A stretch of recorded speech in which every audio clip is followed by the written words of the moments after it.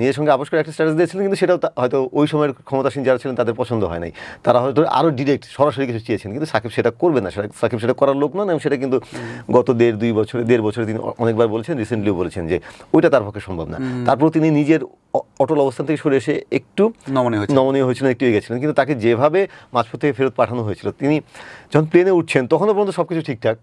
তিনি আমার সঙ্গে ইন্টারভিউতে বলেছিলেন, অনেককেই বলেছেন যে 12 ঘন্টার মধ্যে ভাই কী হয়ে গেল যে আমি প্লেনে উঠলাম, তারপরে আমি দুবাই এসে শুনি যে সব কিছু চেঞ্জ। সো তারপরেও কিন্তু তিনি চেষ্টা করেছেন। সো সাকিবের জায়গা থেকে যথেষ্ট ছাড় দিয়েছেন আমি মনে করি। এখন যেটা হচ্ছে মানে এই ঘটনার প্রেক্ষিতে, এই সরকার আসার পরে বা এই ঘটনার প্রেক্ষিতে যেগুলো হচ্ছে, এগুলো আমার কাছে মনে হচ্ছে যে জাস্ট আইওয়াশ, মানে এই পক্ষ থেকে যা করা হচ্ছে, সাকিব তো সাকিবের মতোই আছেন, এই পক্ষ থেকে যারা করা হচ্ছে। রিসেন্টলি ক্রীড়ামন্ত্রী যেটা বলেছেন যে আমরা অনেক নমনীয় হয়েছিলাম বা হয়েছিলাম, তারপরে আর সাকিবের এখানে ফেরার সুযোগ নাই, সাকিব যেভাবেই করলেন। তারা কোথায় নমনীয় হয়েছিলেন আমি এটা দেখি নাই সত্যিকার অর্থে। তাদের দিক থেকে কোনো উদ্যোগও দেখি নাই, তাদের দিক থেকে কোনো পদক্ষেপ দেখি নাই, এই নমনীয় হওয়ার কোনো নজির আমরা দেখি নাই। যদি দেখতাম তাহলে তো সাকিবের ওই জায়গাটা আপনি যেটা বললেন যে গত কিছুদিন এই সরকার আসার পর আসলে কিছুই আগায় নাই, একটা জায়গায় স্টাক হয়ে আছে। সাকিব নিজে ইন্টারভিউতে বলেছেন যে আমার সাথে কোনো যোগাযোগ হয় না। নমনীয় তারা কোথায় হলেন, তাই না?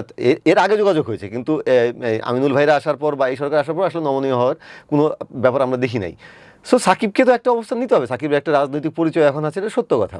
এখন রাজনৈতিক পরিচয়ের জন্য আপনি তাকে আসতে দেবেন না, ফাইন, সেটাও বলে দেন। আপনারা এখন বলছেন, ঠিক আছে, বলে দেন, তাহলে সাকিবের কাছে জিনিসটা ক্লিয়ার হয়। কিন্তু এতদিন তো একটা চলেছে, হ্যাঁ, তাই না? মানে একটা রাগ ঢাক, একটা হ্যাঁ আমরা দেখছি, আমরা দেখবো, আমরা চেষ্টা করছি, দেখা যাক কী হয়, এরকম একটা চলেছে, কিন্তু আসলে বাস্তবে কিছু হয় নাই।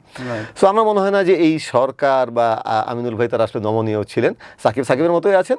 তারা এখন এটাকে একটা যে সবশেষ যে আয়োজন, আওয়ামী লীগের অনলাইন যে আয়োজনটাকে, সেটাকে তারা একটা উপলক্ষ হিসেবে পেয়েছেন যে এটা দিয়ে সাকিবকে আসতে দিচ্ছেন না।